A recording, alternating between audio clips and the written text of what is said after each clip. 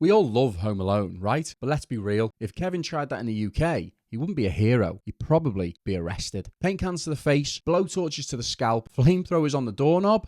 It's funny in a film, sure, but in real life, that's called grievous bodily harm. So here's the real question. Can you legally booby trap your house here in the UK? Could you set something up for burglars and actually get away with it? Let's look at the law, the real cases, and why Kevin McCallister will be swapping his sled for a prison van. There was a homeowner who thought he'd be clever and wired up his windows with electricity. The idea was simple. Burglar touches the frame and gets a shock. The result was the burglar got injured, but the homeowner was the one in court, because UK law is clear. You can use reasonable force in the heat of the moment, but you can't pre-plan harm. A booby trap is not defense, it's premeditation, and judges don't find that very clever. They find it criminal. Another case, a farmer set up a shotgun on a tripwire behind his door. The burglar walked in, bang. Sounds like something Kevin might have thought up after too much Pepsi. The outcome? The burglar was injured and the farmer went straight to prison. In the UK, that's not self-defense. It's a preloaded weapon waiting to go off. Here's the rule in plain English. You can use reasonable force to protect yourself, but it has to be spontaneous in the heat of the moment. You can't set traps in advance and then argue that it was self-defense. Think of it like this. Burglar runs at you, you fight them off.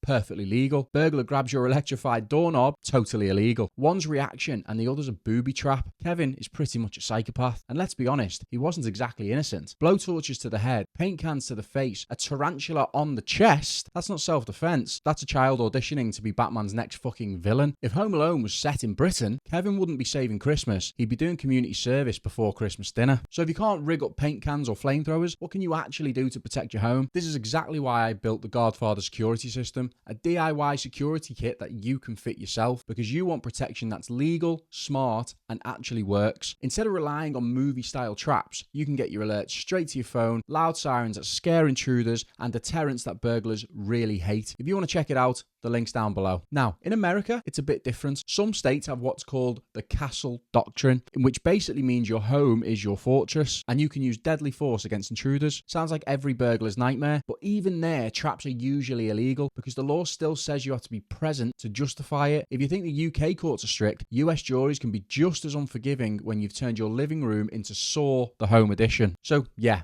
in Britain, Kevin doesn't save the day. Kevin gets a criminal record. But real home security doesn't need to be violent. A good alarm system, strong locks, motion-activated lighting and cameras, those are all things that stop burglars before they would even try. And unlike swinging paint cans, they actually work in the real world. Stay safe, stay smart, and remember, your house isn't a movie set. And if you want to check out the Godfather security system and learn a bit more about it, click the link just here.